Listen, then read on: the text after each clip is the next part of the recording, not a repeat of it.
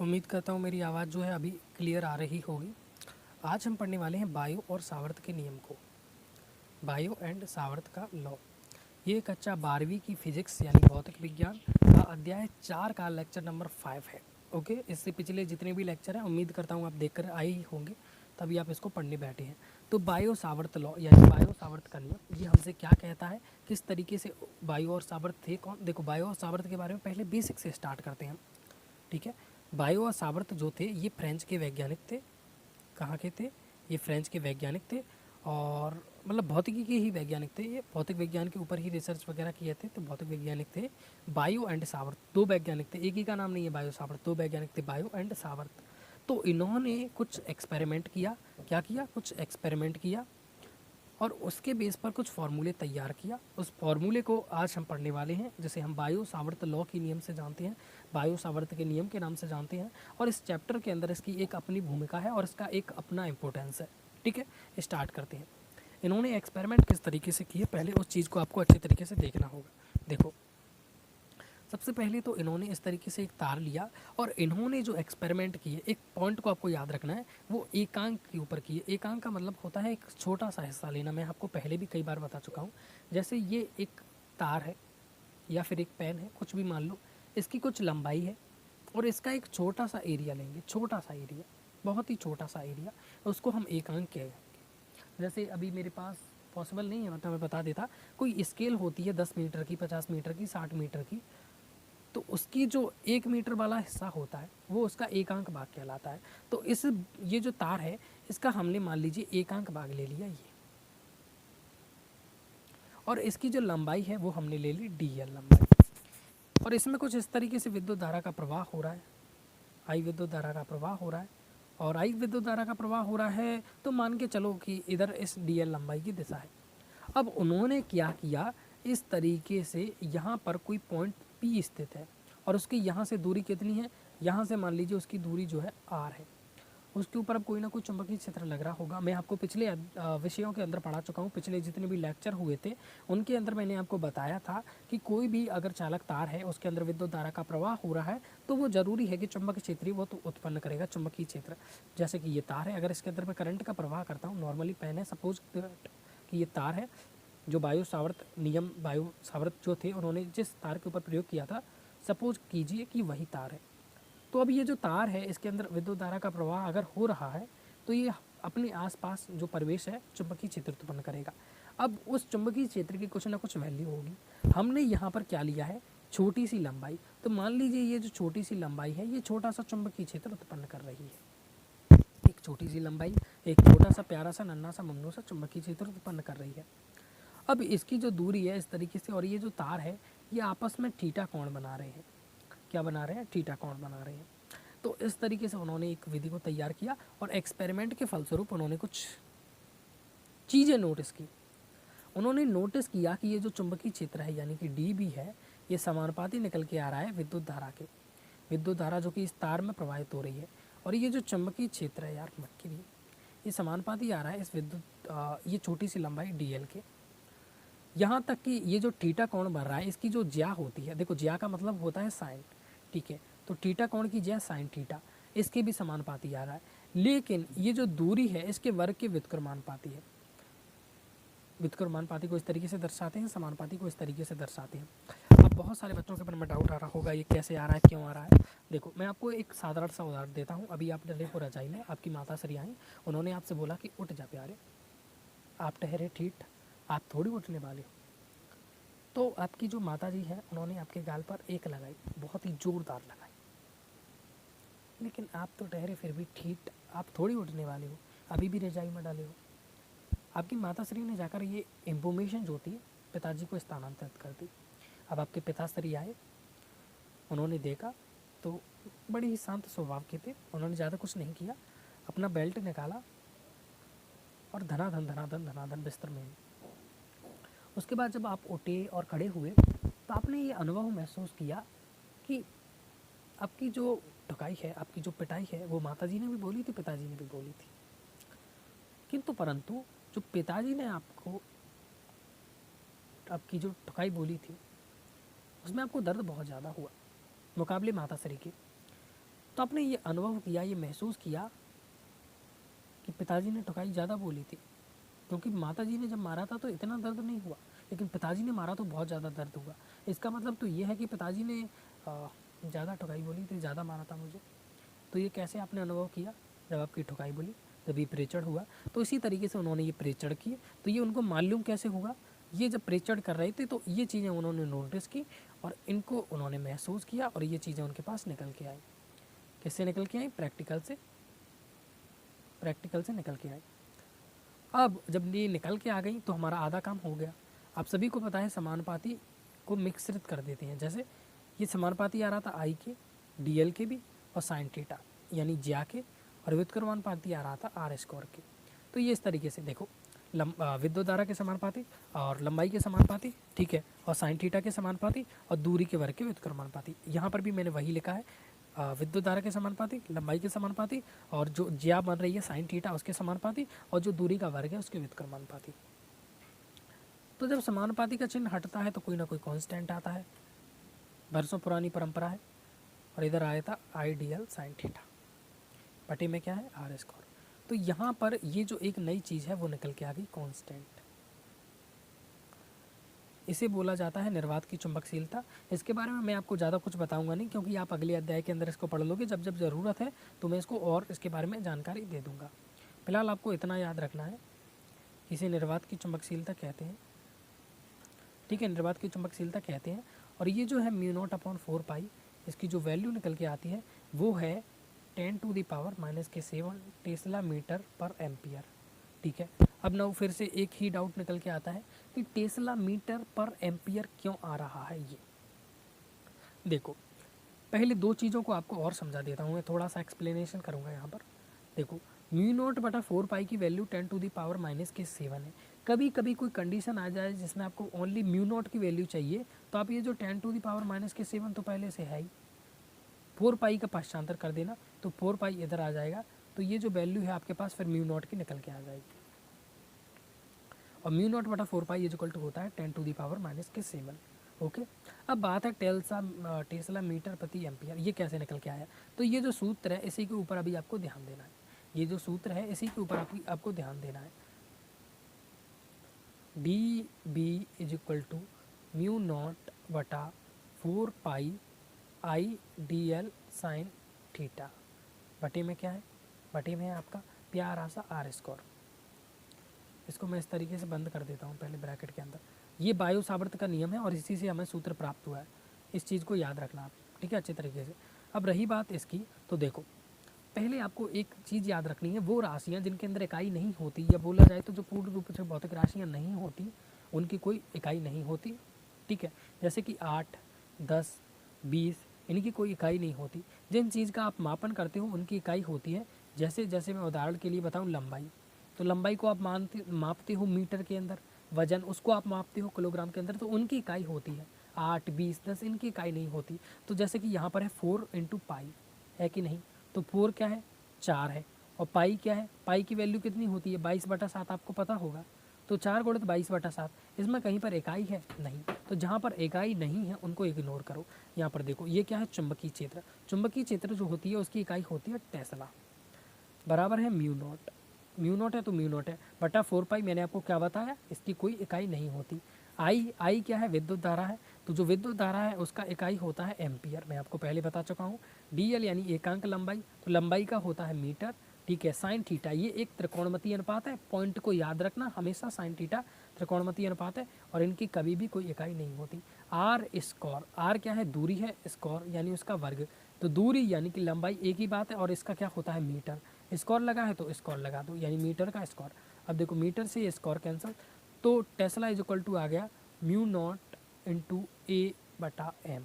M को इधर ले जाओ तो टी इंटू एम हो गया, बराबर क्या आ गया? म्यू नॉट इंटू ए का पक्षांतर कर दो तो ये इधर पहुंच गया, ए का पक्षांतर इधर और एम का पक्षांतर इधर, ठीक है। पंचांतर यानी बराबर के उस साइड भेजना। तो ये म्यू नॉट की इकाई क्या आ गई? टेस्ला इंटू मीटर बटा एम्पियर। तो यही मैंने आपको इधर बताया था, टेस्ला इंटू मीटर बटा एम्पियर, ये जो है इसकी इकाई होती है। तो ये मैंने पूरा प्रोसेस आपको यहाँ पर बता दिया। एक और बात आती है जो कि है इसका सदिश निरूपण, जिसको भी मैं आपको यहाँ पर बता देता हूँ। सदिश निरूपण, सदिश निरूपण के लिए हम उसी राशियों को सिलेक्ट करेंगे जो पूर्ण रूप से सदिश हैं।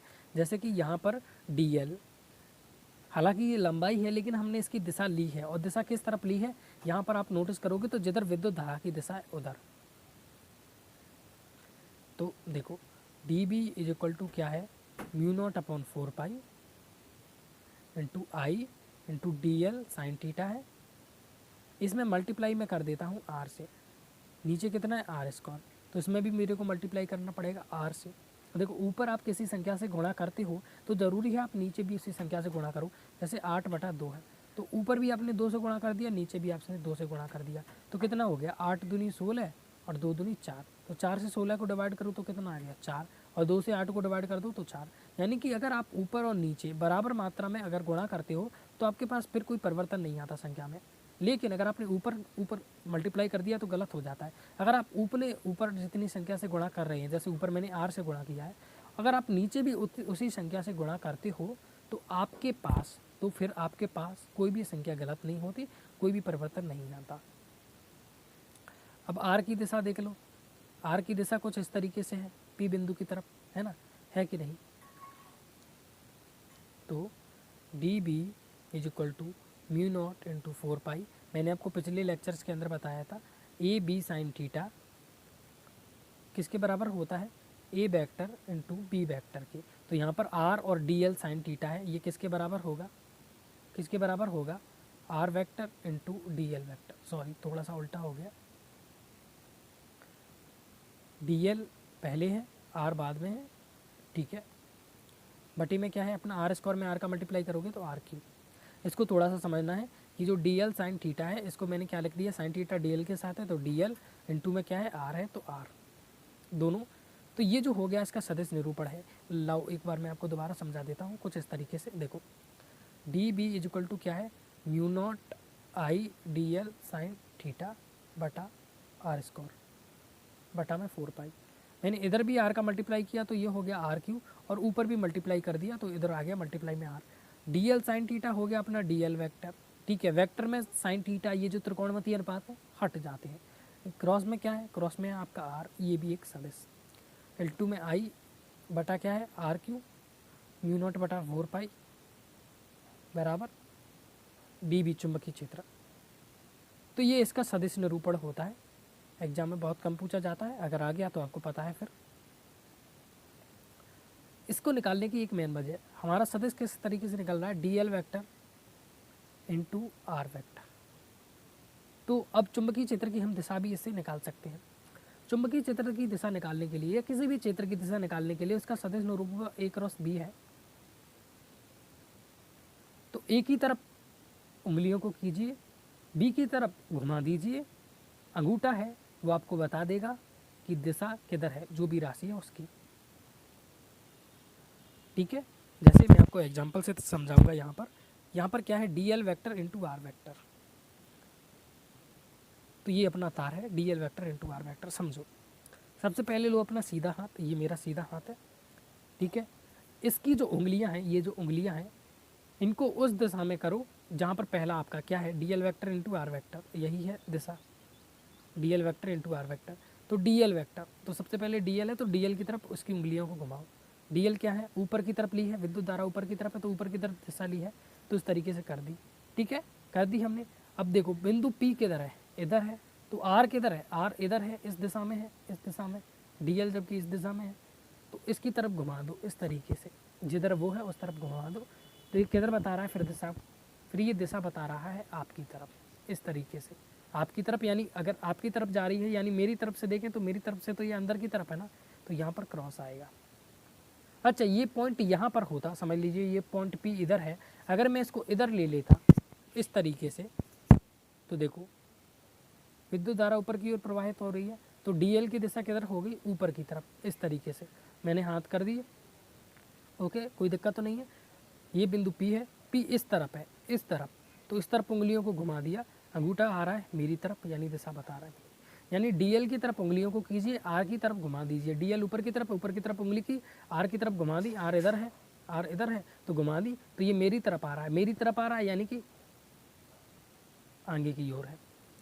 और अगर आपकी तरफ जाता यानी पीछे की ओर है, मुझसे दूर जा रहा है, तो वहाँ पर क्रॉस बनाते हैं, आगे की तरफ होता है डॉट बनाते हैं। पहले 5 लेक्चर के अंदर इसको पढ़ा चुका हूँ, दोबारा बता दिया। अगर आपके पास आ रहा है तो आप क्या बनाओगे, ये डॉट बनाओगे। अगर आपसे दूर जा रहा है तो आप क्या बनाओगे, क्रॉस बनाओगे।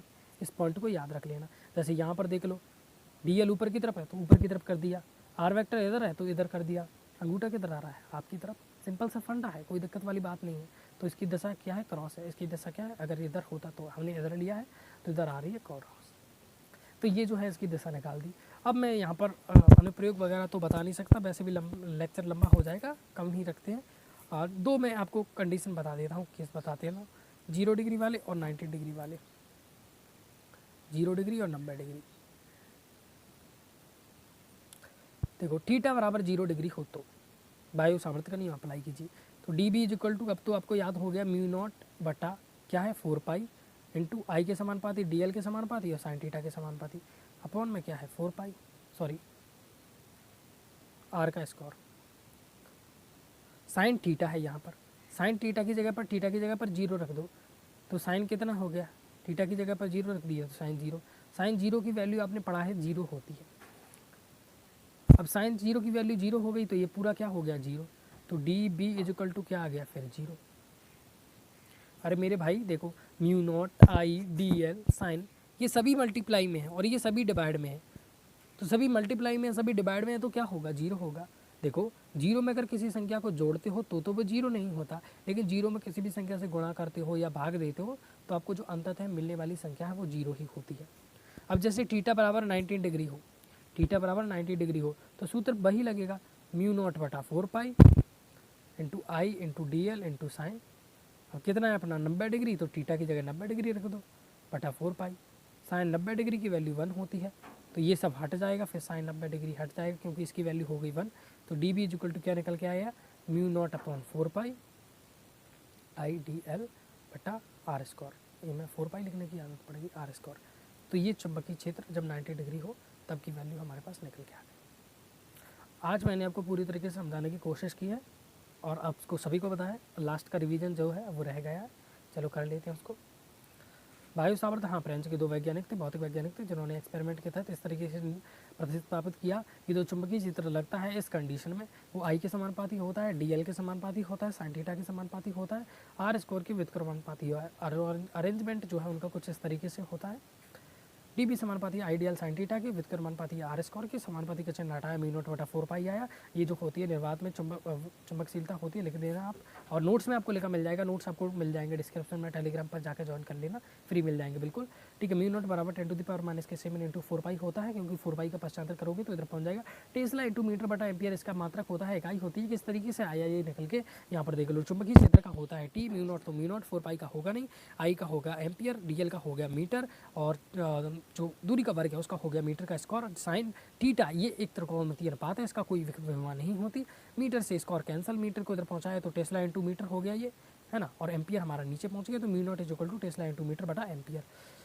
सदिश निरूपण किया तो जाहिर सी बात है, जिन चीज़ों को हमने सदिश लिया था सदिश रूप में, एक तो इस तरीके से हमने लिया था, एक इस तरीके से लिया था, इन दोनों के बीच में कौन बन रहा था ना, साइन थीटा, इन दोनों के बीच में तो कौन बन रहा था, साइन थीटा। ये था डी एल और ये था क्या अपना, तो डी एल इंटू आर हमने कर दिया, सिंपल सी बात है। वेक्टर दिशा इससे हमारे पास निकल आई, किधर डी एल की तरफ उंगली को कर दी, सीधी हाथ की इधर उंगली कर दी हमने, जिधर घुमा दो जिधर अंगूठा आया आपका उधर आपकी दिशा, बस सिंपल सी बात है। इसको हम पिछले 4 लेक्चर से पढ़ते आ रहे हैं, कोई दिक्कत वाली बात ही नहीं है यहाँ पर। ये उसका दिशा में निरूपण कर दिया और यहाँ पर ख़त्म हो जाता है। अंत में हम एक ही चीज़ को लिखते हैं जो कि है धन्यवाद। ओके चलिए, मिलता हूँ आपसे किसी अगली वीडियो में, तब तक के लिए गुड बाय एंड जय हिंद, राधे राधे।